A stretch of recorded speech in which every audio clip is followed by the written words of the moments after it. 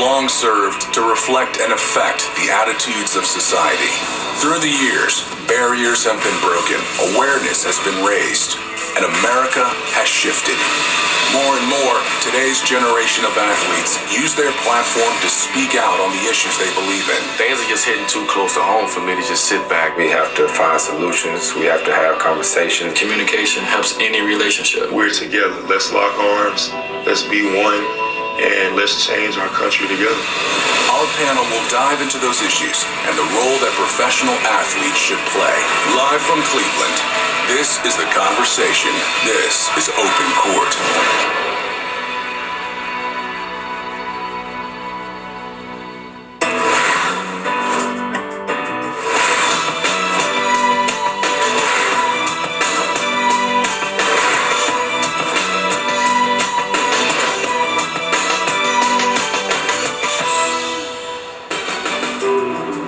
Cleveland, Ohio is the sports capital of the United States on this night. The NBA champions, the Cleveland Cavaliers, get their rings.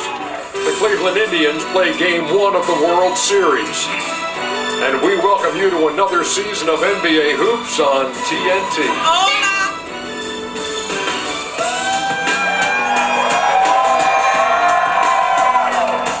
Good evening, everybody. Ernie Johnson, Shaquille O'Neal, Kenny the Jet Smith, and Charles Barkley. You've seen Open Court on NBA TV before. This is a live edition here on TNT. We're talking sports and society. And we are joined by a Hall of Famer, a Cleveland icon, and a guy who has always been at the forefront when it comes to sports and society. It is Jim Brown. Mr. Brown, thank you very much for joining us today. Thank you very much. It's great to be here. Look forward to tapping into your 80 years of knowledge of what we're... I'm glad you brought that up. Are you really? I'm 80 years old. I know you are. Glad to be. And I hope I look like that when I'm 80. Well, I don't know about that. Also joining us tonight, we'll do this for an hour, this program. Chris Paul will join us from Los Angeles. Here's the jumping off spot for this one tonight. When you think back to mid-July and the ESPYs, that came in the wake of a couple of shootings of African-American men by police officers. It came in the wake of the Dallas shooting of 5 police officers. So it was in that kind of an atmosphere that the ESPYs were held, and they began like this. Good evening. Tonight is a celebration of sports, celebrating our accomplishments and our victories. But in this moment of celebration, we actually start the show tonight this way. The 4 of us talking to our fellow athletes with the country watching, because we cannot ignore the realities of the current state of America. The events of the past week have put a spotlight on the injustice, distrust, and anger that plague so many of us. The system is broken. The problems are not new. The violence is not new, and the racial divide definitely is not new. But the urgency to create change is at an all-time high. We stand here tonight accepting our role in uniting communities to be the change we need to see. We stand before you as fathers, sons, husbands, brothers, uncles, and in my case, as an African-American man and the nephew of a police officer, who was one of the hundreds of thousands of great officers serving this country. But Trayvon Martin, Michael Brown, Tamir Rice, Eric Gardner, Laquan McDonald, Alton Sterling, Philando Castile. This is also our reality. Generations ago, legends like Jesse Owens, Jackie Robinson, Muhammad Ali, John Carlos, and Tommy Smith, Kareem Abdul-Jabbar, Jim Brown, Billie Jean King, Arthur Ashe, and countless others. They set a model for what athletes should stand for. So we choose to follow in their footsteps. The racial profiling has to stop. The shoot to kill mentality has to stop. Not seeing the value of black and brown bodies has to stop.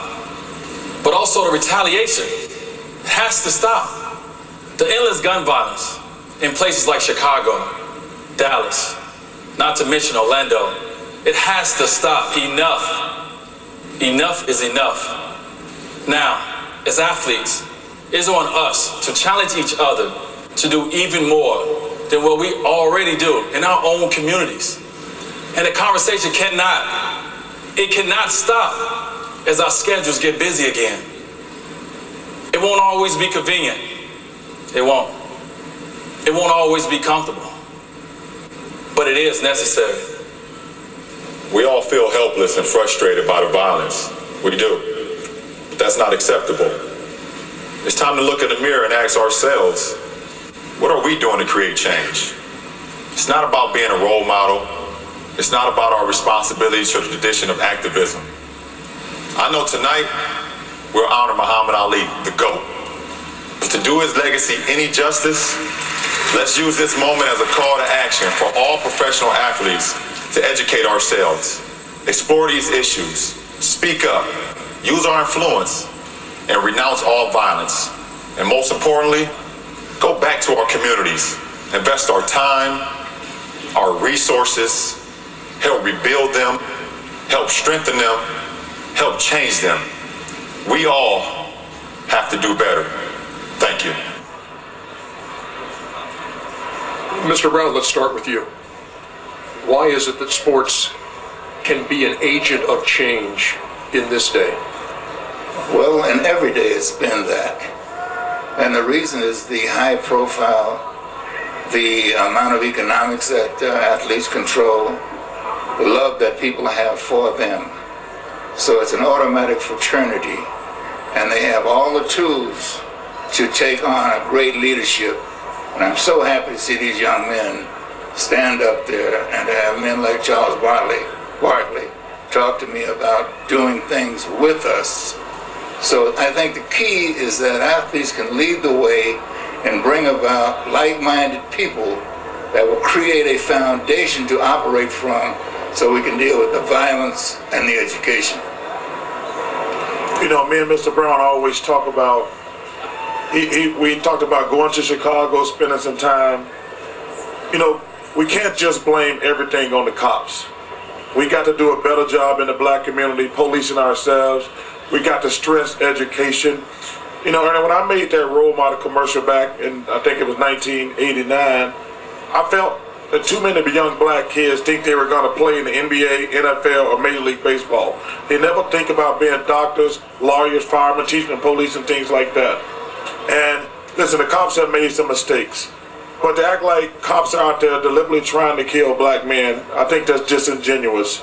And we have to, number one, address the violence in our own community, and also we've got to do better educational-wise. Kenny and Shaq, I'll get to you in 1 second. Let's bring Chris Paul into this conversation. He joins us from Los Angeles. Chris, can you hear me? This is Ernie Johnson in Cleveland. Hey, Ernie, how you doing? I'm doing well. Look, we began the night with the presentation at the ESPYs as those award ceremonies came on the air. You have a unique perspective. Obviously having seen what had gone on that month, and also having an uncle who is in law enforcement. So how do you reconcile those two, and what is your view when you see what's going on and know, I guess you have a pretty good idea what a police officer goes through on a daily basis? You know, just like we said there at the ESPYs, it's all about starting a conversation, and the right people got to be a part of the conversation, and we got to continue to educate these kids and make sure that we're doing the right things and taking the right steps towards progress. You know, violence isn't the key. Hate and everything like that is not the key, but I think we have started the conversation, but it still has to continue day in and day out. Shaq? I think as a world, once we start showing tolerance and respect for one another, the world will be a better place. You know, Martin Luther King said that we are all tied to a single destiny of garment. And it's true. I agree with Charles, I agree with Jim. I just urge the athletes and the people that if you get involved, make it a full-time job. When you talk about guys like Jim Brown, Billie Jean, Kareem Abdul-Jabbar, Muhammad Ali, they did it as a full-time job, not when it's convenient to get your followers up. Do it as a full-time job.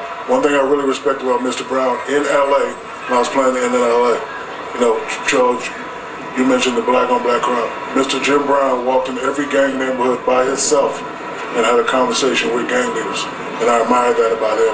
And I try to, you know, follow by, you know, doing certain things. You know, a lot of guys can talk, but once you call forth a plan, now you have to have action to that plan. You know, it was great what guys are doing, but you have to make it a full-time job, and you have to do it.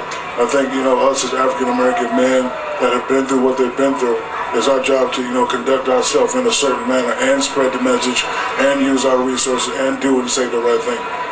Well, I'm just honored first to be up here with Mr. Brown, and, you know, I'm glad that, you know, Turner has decided that this was an important topic to start the NBA season with.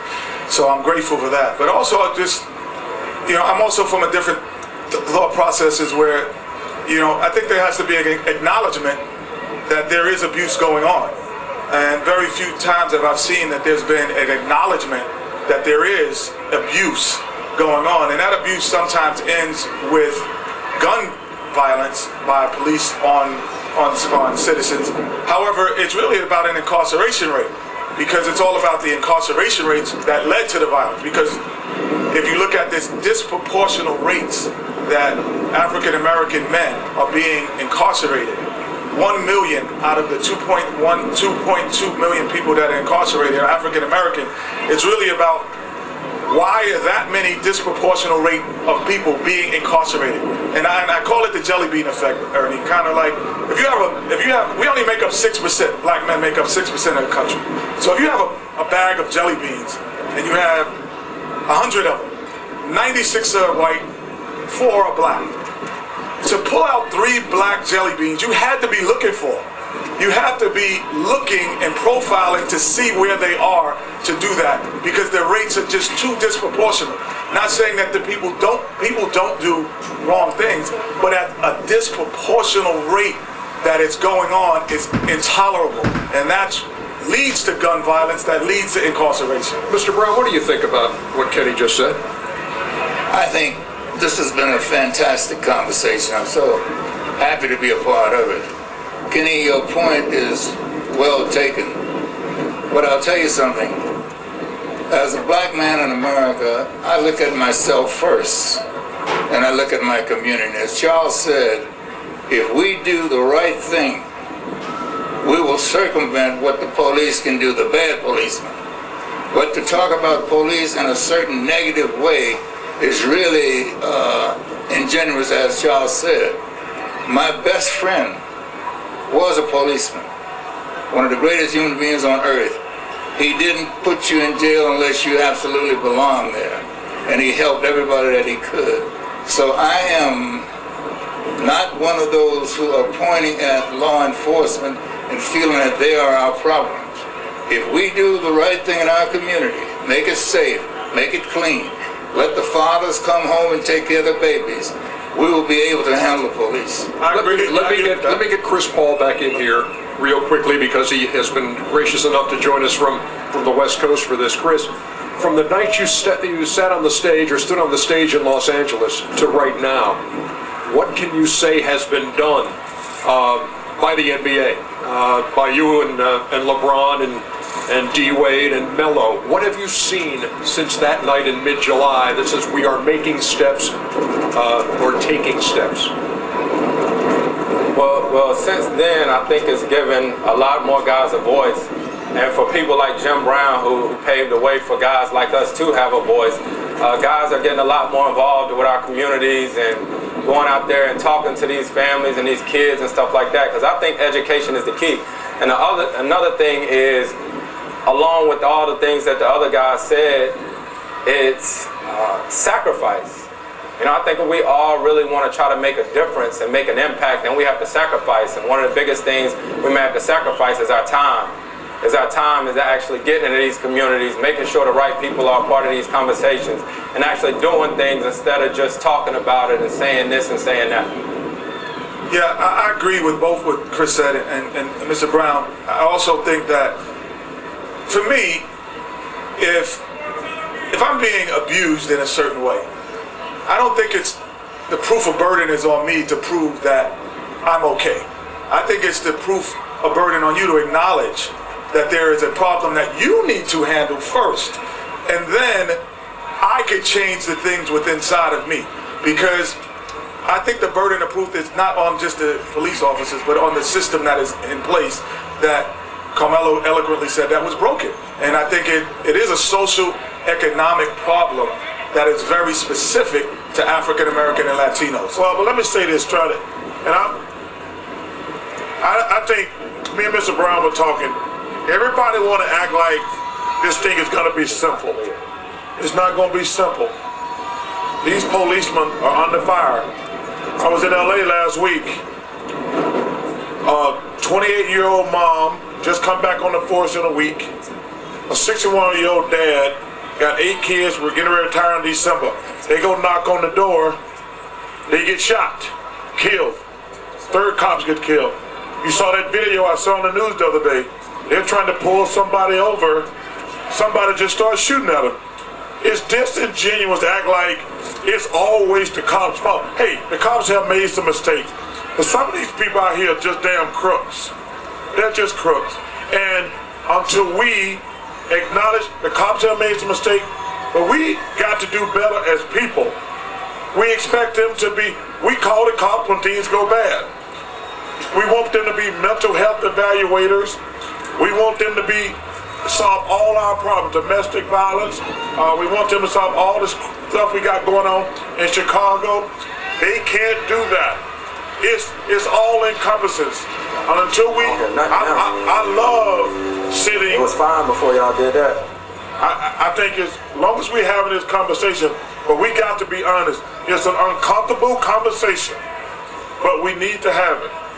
And what role does fear play in that, Mr. Brown? Well, fear plays into everything. I'll tell you what's so interesting. I try to reach out to all human beings. I try to make my opinions be a part of mankind. Because we have a situation where we're polarized. You say black over here and white over here. I try to intentionally let people know that the 3 greatest human beings in my life that helped me become a man were white people. So you can generalize about slavery and all the atrocities, but when you get right down to it, those who helped us most during slavery were people that risked their lives that were of a different color. So the fear is one thing, but the understanding of mankind as a whole, and not to just always look upon black as being the victim and someone else is not a part of it. Koreatown in Los Angeles was built by Koreans who worked together, pooled their monies, created economic development in their communities, took care of their families. They started with 2 or 3 blocks, now they must have hundreds of blocks. Chris Paul, I know your time is short. I know that you've got to go in a second, but let's, in your last comment, just kind of look ahead for me and tell me if you're more optimistic now than you were before. I'm a lot more optimistic, Ernie. A lot more optimistic, because there's so many more people who are part of the conversation, and more guys are reaching out to their communities. And you know, the question that we get asked a lot is like, why now? Why are guys more outspoken, and why are people paying more attention now? But the reason is because everyone has that smartphone or tablet or iPad or anything now that we get to see everything at an instant. So everyone has an opportunity to make their decision on what happened on their own. So right now I'm a lot more optimistic. Like I said, a lot of our players in the league are doing different things. Like I said, in the NBA and the NBPA, we're working hard, and we have to. We have a duty and we have a job to do this so that our kids grow up in a better environment. And one more thing. When you play your season opener and the national anthem is played, what will you do? I'm sorry, one more time, Ernie? When you play your season opener and the national anthem is played, what will you do? What will I do? Yes. I'll do what I've always done. I'll stand there. And I think one thing about our league, too, is that Every team has talked about it amongst themselves and what they're going to do, different things like that during the national anthem. And I think that's good for each individual team, that whatever they do together, and that's what my team has decided to do. Chris Paul, thank you very much. I know that this is a busy time for you. This season about to start, and I know you had a big shoe giveaway out there for a bunch of kids in Los Angeles today. Give me that story in a nutshell. Got 350 kids here at the Barack Obama charter school here with the organization called Shoes That Fit. You know, we're giving these kids shoes. A lot of them have never received a pair of shoes in a box before in their life, so it's all about giving back. Chris Paul, thank you very much. We really appreciate it, and thanks for your insights on this, and have a great season. We'll talk to you soon. Thank you guys for having me, and you guys take it easy. Will do. Can I interject something? Please. I would be remiss if I didn't say this. I don't think we should challenge the national anthem or challenge our country as such. You have the right to do it because this is a great country. But I would never do anything to disrespect the flag or the national anthem. I want to explore this much further after the commercial. Thank you for planting that seed, because we're going to talk about that link when we come back. Yes, Open Court, live from Cleveland. Continuing after this.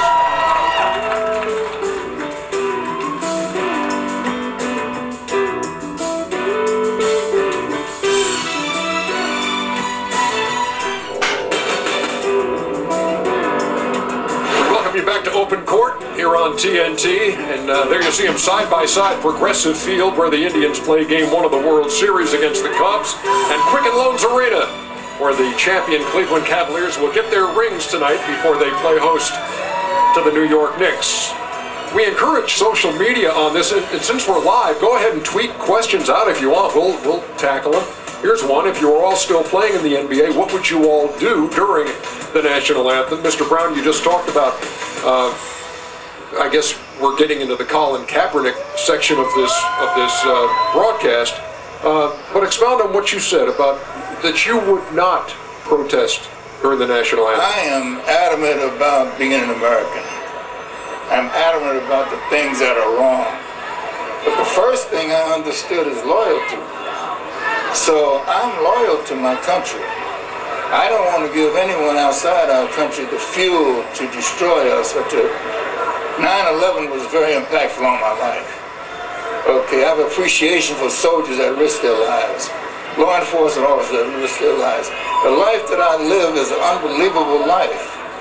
So consequently, why do I have to make my protest include the symbol of the country? Why not do what the basketball players were doing when they were giving opinions that were really beautiful and intelligent, and they're back in their communities doing great work? Let's get to the guys, the NBA players here then. Answer the question that the guy tweeted out. What would you do during the national anthem? I would stand for the national anthem because I look at it for soldiers. That's the way I look at the national anthem. Listen, we have issues in this country. But I've been around the world. This is the greatest place in the world by far. Do we have issues? Of course we do. But this is by far and away the greatest place in the world. And you see these soldiers die every day. They've been protecting this country forever. So I personally would stand for the anthem. Shaq? My father was a soldier. I agree with Charles and Mr. Brown. I would definitely stand. And I would not make my point during the game setting unless I was going to do it all 82 games. I would wait to, go off-site, have a press conference like, Mr. Brown, those guys did, and I would make my point. I would continue to make my point, but I would not use a game setting. I would not kneel for the national anthem. Kenny? Honestly, I don't know, but I always felt that, You don't know. You don't know what you would do if they played. I don't know. If you were in uniform and played the anthem. I really don't know right now. What would the options be? Well, the option is this. I always feel like this is kind of like a deflection of what the real issue is, because you can speak and have press conferences and do what you want, and we can have an open court, and no one pays attention. But Colin elected to not say anything and got a lot of attention. So to bring attention to what he thought was important. So sometimes not saying something also brings. Well, he did have to say something because everybody asked him, why are you kneeling for the anthem? Right, his actions brought conversation. And the same thing that a press conference could bring conversation. So I'm not dismissing the fact that it could be looked at as saying, oh, he possibly could have been disrespectful in a certain way to soldiers or people who have served this country. But in the same regard, he also wanted to send his message. So I do applaud him for his message in the way he does it. Would I have done something? I don't know what I would have done. I would have thought differently, possibly. But I don't want to deflect to say, oh, I hear a lot of people, oh, well, Michael Jordan's to say more, Kobe to do more.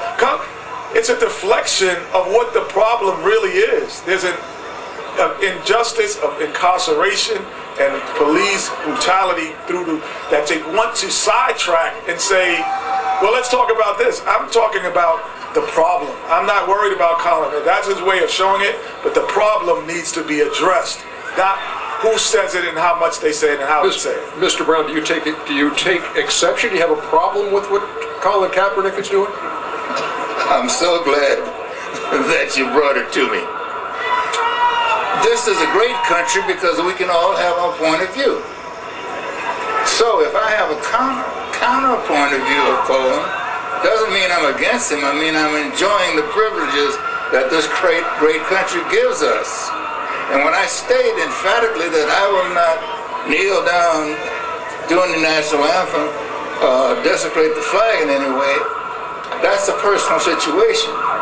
So in America, we can have our personal opinions. Now, as I was sitting here listening, I felt even stronger about the national anthem and the flag because my mind started going to slavery, to World War II, to Korea, to all of the sacrifices that have been made. And the great people of the past, I'm 80 years old. We had a summit where the top black athletes in the country came together. In 1967. Yes, to protect Muhammad Ali's right to be a conscientious objector. And we did that at the risk of whatever. But that was the real deal, because we were risking everything that we had. This new thing that the youngsters are coming up with is kind of light.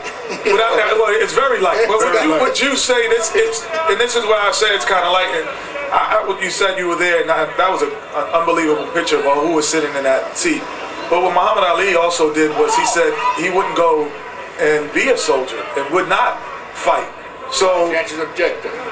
Exactly. Religion. So what Colin is doing is somewhat a smaller version of that, but very small. But there's no imprisonment for the, and so I don't look at it as. Let me ask you how you're objecting. Let me ask you one question. One quick question. Yeah. Did you need Colin to do that for your awareness? No, but I do think that he woke up people that were not aware. Oh, well, I'm not sure. I was aware. I'm not sure about that. I mean, because we obviously know there's an issue going on. No, I don't think everyone knew. Everybody knows there's issues going on. Everybody going on forever. Forever since the Civil War. Everybody. That's right.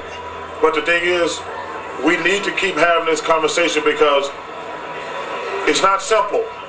It's not simple.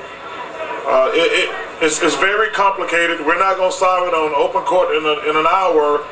But I really just want to thank the bosses at TNT for having this conversation and discussion. You know, we're starting the NBA season. It's supposed to be giggles. The Cavs getting their ring. They haven't won in 100 years. But to have this conversation, it helps, Ernie. It'll be giggles in a half hour. It'll be giggles in a half hour when we hit that pregame. I have a question. Yes. In 1995, Chris Jackson, good friend of mine, did a similar thing. Right. He said that the flag, meant to him tyranny and oppression. He got desecrated, got traded, and couldn't get on another team at the age of 29 after playing. You're one of the best guys, college basketball players had a bright future ahead of him. What's the difference in what he did and what Colin Kaepernick is doing now? What's the difference? There is none. There is none, and that's what I'm saying. He got desecrated, humiliated, right, couldn't get back in the league. But it's because it's a deflection of what he was basically saying, or what Colin's saying, a deflection. So we get caught up into, well, what is he doing? But instead of saying, what is the problem? And I'm not, and like I said, I'm not saying that 100% I agree with how he did it, but I understand what he's doing and trying to create attention. Is there an African American that isn't aware of the problem? Well, is there an African American, a black man, black woman, that's not aware of the problem? Everybody's aware. You have to see it. Without question. I think we see social media. I think we're, Mr. Brown, I think most of us are aware of it. But I also feel that we're sitting up here talking about it because there isn't an awareness of how to solve it. We got together to make it better for you guys. Without question, and we appreciate that. Okay, and Jackie Robinson and all of those, Paul Robeson, they sacrificed to make it better for us. Without question. So the action that one takes deals with what one believes in and what chances one is able to take to bring about the change that's necessary. So we do agree that change is necessary. Yes. Okay. And we also agree that this conversation will continue in just a moment here live from Cleveland. It's Open Court, Sports and Society. We invite you to join in on social media. We'll be back after this. Keep it up one group and then blame one group. Are there ways for us to bridge the divide and actually come up with solutions?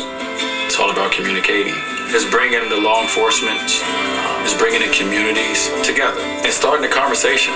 To have those conversations, you have to build relationships. You have to be around people who may not look or act like you.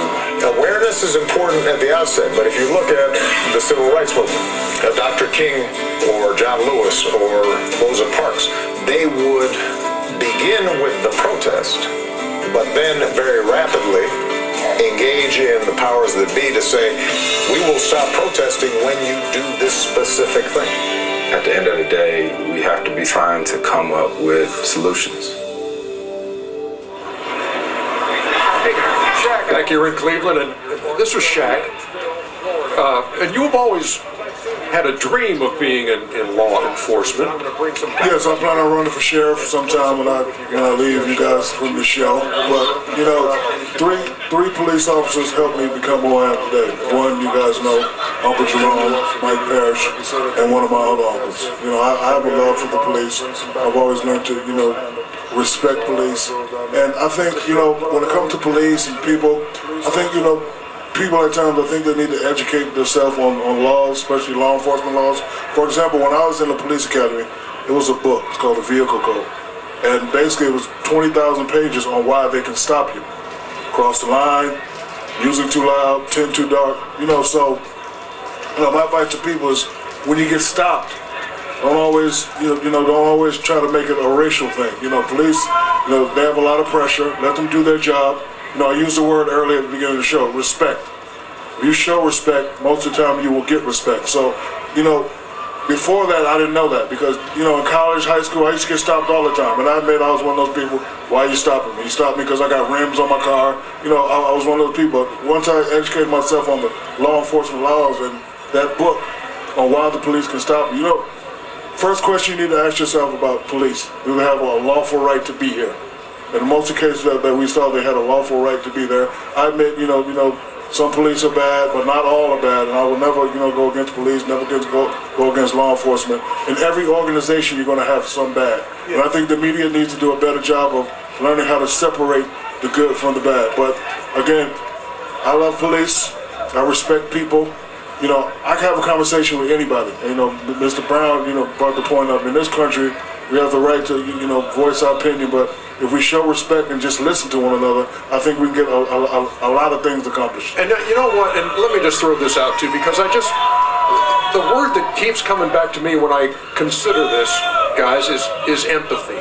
And it's to me, having a desire to want to know where you've come from and what your life is like. I want to know what it was like for Jim Brown to grow up in St. Simons Island, Georgia. I want to know what it's like to be a police officer every day and to know what's going on in your mind when you were going about your job. And I think if there's an effort made on both sides to say, I want to try to understand you better, I think that's a step that helps. Yeah, and I think that goes for every line of work, whether it's police, whether it's businessmen, whether it's your coworkers. There's got to be empathy. There's got to be a desire to say, I want to know where you're coming from. I want to be able to understand what your life is about. Yep, but Ernie, I think nobody ever sympathized with the cops.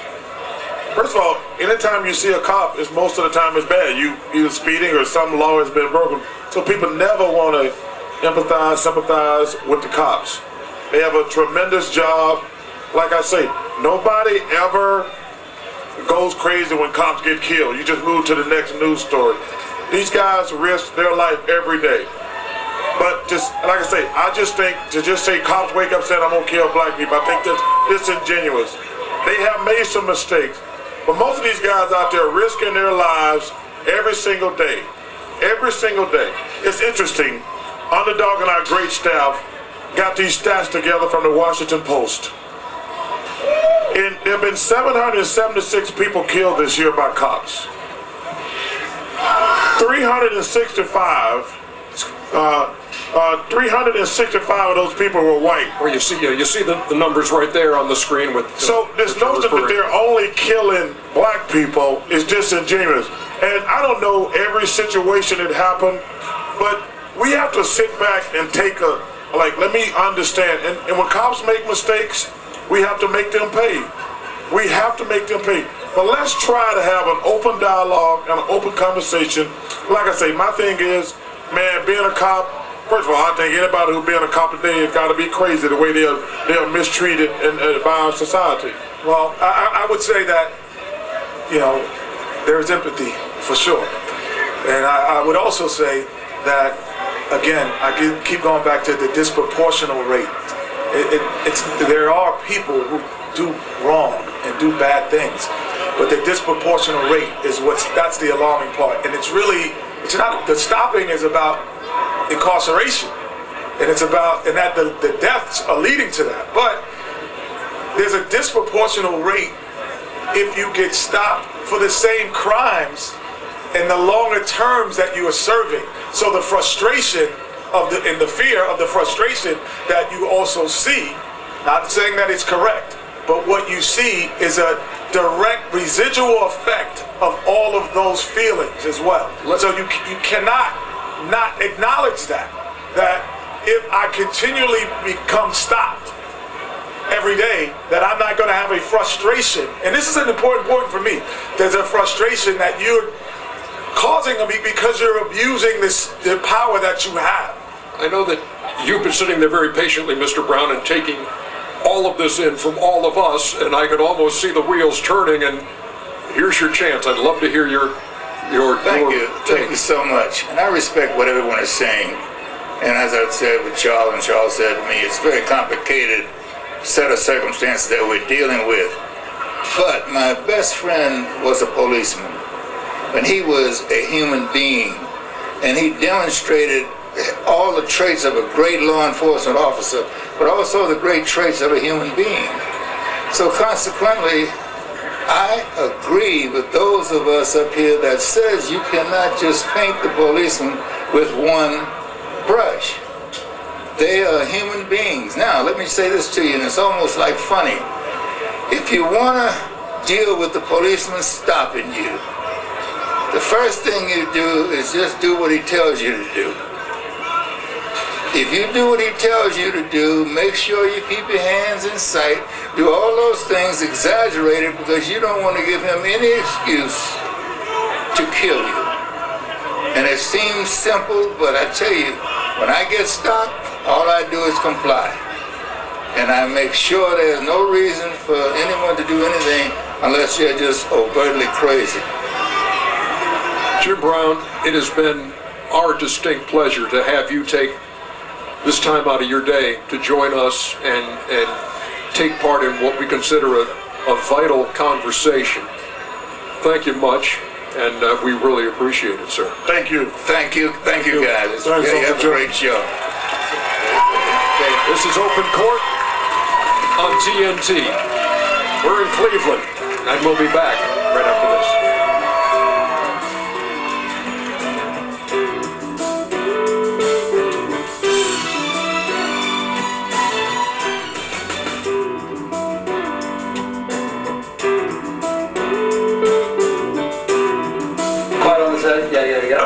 I'm good. I'm rolling right now. Tell us why you want to do the show. What's the show all about? This show is about race. Race has been the biggest problem in my adult life, and I want to provide a conversation.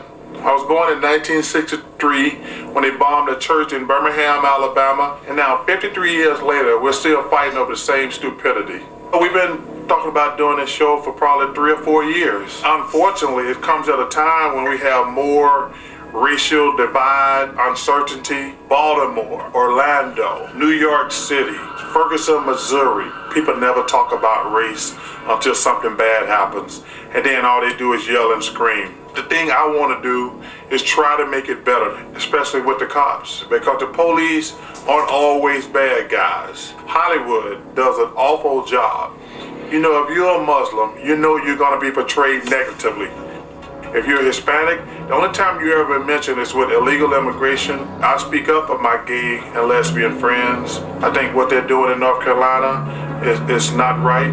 I just want to give people a seat at the table and give an honest opinion. But nobody's an expert. Are you an expert? Nobody's an expert. This is not about black and white. It's about Hispanics, it's about Muslims, it's about Jewish people, it's about everybody. We're all in this thing together. I want to do my part. What's your part?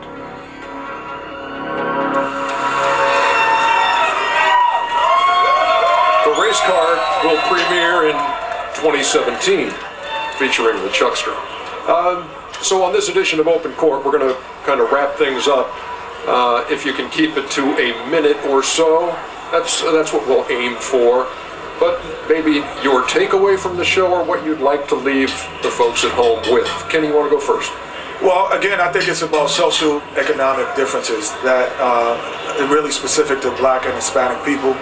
I think that we have to find solutions. One of the solutions that I enjoy and I like is a group called Prosperity Nation, and what they do is they give people jobs, and it's a learning system that kind of plays like a game, but it teaches you about education, finance, all of the things that make you matter. Because unfortunately, what makes you matter is your economic influence. When you have economic influence, you are able to do things differently and move in different circles. Because if I get a speeding ticket, I'm able to pay it because I have economic power. But if I don't have economic power, I have to possibly do 30 days in jail because of that. So economic power, I love Prosperity Nation and what they're doing and what they're trying to do. And you can go on their site, I think pnjobs.com. No, I'm sorry, pnjobsnow.com. And economic power is the difference, because all of this is about how poor people, specific to black and Hispanic, are treated differently across America. Shaq. Ernie, we live in a democracy. You know, race has always been the elephant in the room. And, we talk about a lot of issues, black on white, but I want to talk about black on black. There's a saying, especially amongst athletes, no one will give you respect if you don't respect yourselves. And, I know people like sports, I know they like music, but this message is to the young brothers in Chicago, in Newark, in New York, Baton Rouge, New Orleans. We need to put the guns down, because the black on black crime rate is high and it's rising, and we're killing each other more than the cops are killing us. Nobody really talks about that. Nobody stands on the need for that. So I think us as, people who speak, we need to speak on that. We need to get these brothers to put these guns down. If you got beef, do what we did back in the day, Kenny. I'll meet you on the court, I'll meet you on the dance floor, I'll meet you in the studio. But we need to put these guns down, because kids killing kids, especially African-American kids killing kids, needs to stop. You both are correct. Everybody talks about black and white. America's divided by economics. poor people, whether they're black, white, Hispanic, white folks, they are discriminated against because of economic. If you're born poor in this country, you're going to be in a bad neighborhood, you're probably going to go to a bad school. That's on Kenny's point. On Kenny's point, also, we as black people, we got to do better. We got to start treating each other with respect and dignity because we're in the same boat. And I've heard these fools on TV talk about, well, people kill people they're around, which is total BS. They're not killing each other at the race. Blacks are killing each other. We got to have more respect for each other. And the last thing, Ernie, I really just, we just got to keep doing better, man. This is the greatest place in the world. We do have issues, but it's a lot of stuff. It's not simple. And can I also add about this, Ernie, about the NBA players? Because at the beginning of the summer, I challenged them to give 10% of their salaries, possibly to empower their communities. I think if you look at black men in the whole, it's the wealthiest community of black men in the world is in the NBA. So they have an obligation to give back in the communities, not give, but go in and help their communities. And I think we've seen a lot of guys take that initiative here in recent months. My last word, I think, is just going to be about, look, Colin Kaepernick, if you want to take a knee during the anthem, you can do that. And that's the great thing about this country, is you can do that here. You try that in another country, you see where you'll wind up, and it won't be pretty. But every time they play the anthem, I'll stand for it. Because if we wait until everything is perfect in this country to acknowledge the flag and stand proudly for the flag, we're always going to be waiting. It's never going to be perfect. It's the point you made, Charles. We got issues. We always do. But at a time like that, to me, that's when you stand shoulder to shoulder. It's not when you take a knee. It's when you say, that's my flag. I'm proud of it. I know we got things that we got to work through, but I'm going to stand for it. That's my feeling. I don't know what your feeling might be. I'm so glad to see you guys, man. It's been a long summer. Yeah. Now we have some serious stuff. Cannot wait for the season to start. Yeah, because now we have basketball to talk about. And Michelle Roberts is going to be with us from the Players Association. Adam Silver is going to be with us on that show. We encourage you to stick around. Hey, it's only an hour and a half until they tip that thing off. We'll be back here on TNT.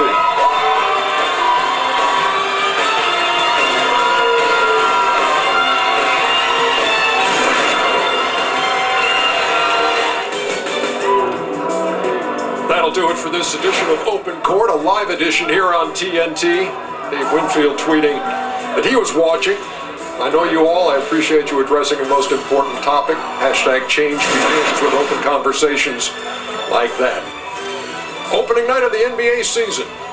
TNT NBA tip-off presented by Auto Trader comes your way momentarily live from outside the queue. We'll be right back.